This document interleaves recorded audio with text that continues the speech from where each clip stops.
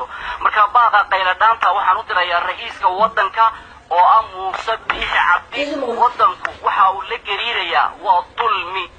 garsoor dhexina ma hayno cid aanu maanta u ashkatoono oo ilaahay ka sokaysa ma jirto cid aan rafcaan u qaadanaynana ma jirto cid markaa xeer ilaalintu waatana wanjalaysa garsoorkuna waa kii aan soo bartay waxaan dulmi ahayn iyo eexna mar uga baranin markaas weeyaan marka dadkan maanta ama ha noqdaan baarayaal ama xeer ilaalaha noqdaan ama kuwa ciidanka amniga hogaaminaya ha noqdaane waxay ku takriifanayaan awoodda ummadda ka dhaxaysa ee dawladdu u dhiibatay shaarkii ayaa lagu adeegsanaya lagu cadgoosanaya cid kastoo la naco oo lala colloobana lagaga cadgoosanaya dulmigan gariiraya jeerashii la circiirayaan ee ummaddii la taahayso haddaan laga gaadhin waxay noqonaysaa ra'iisow dulmigu waxa weeyaan dulmi gariir baa inagu dhacaya danna umaha diin iyo dal iyo ummatoona inaga markaasi dawladnimo iyo shicib ahaanba dani waxay nagu jirtaa nafaheenna inaynaan dulmin inagu dhexdeenna dadka kalena aynaan dulmin faraha ka qaadno dulmigan waxaa markaasi aan leeyahay baaqaasi dhigo furan inuu ku dhaco ayaan rajaynayaa si dalka loo badbaadiyo maanta waxaa reeraheena ka dhacaya iyo waxa dalkeena gudihiisa ka socdana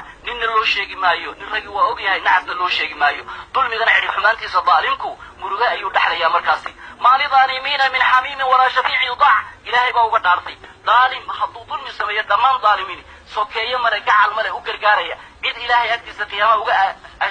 shafaacaysaana ma jirto ina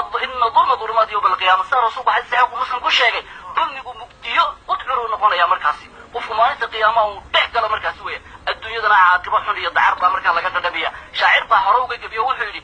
ilaa dayaani yawmi ddiini namdi wacinda allahi tajtamicu alkhusuum ستعلم في الحساب إذا التقينا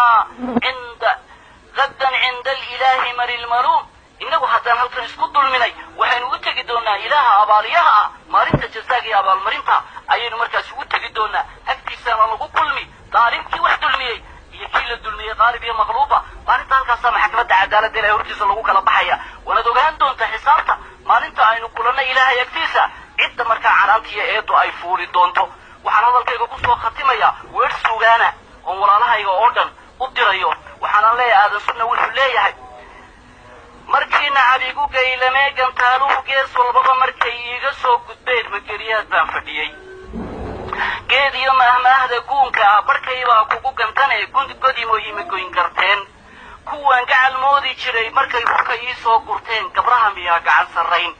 markay goolaaftankii maatada guulguulayeen anigu maan gibi dhaclayn gargaar rabbigaan ka sugay allah baa guul baxshee guntigaan gaabsado xaqa garabkaan hayaa xil baan guudka saarayaa gabraartiyo waxaan gudnayn guniya gaalaa iigu daran adduun waa gelin bacayn godobtaydaan goobayaa gibil adag baan wataa sabirkuna waa ii gasiin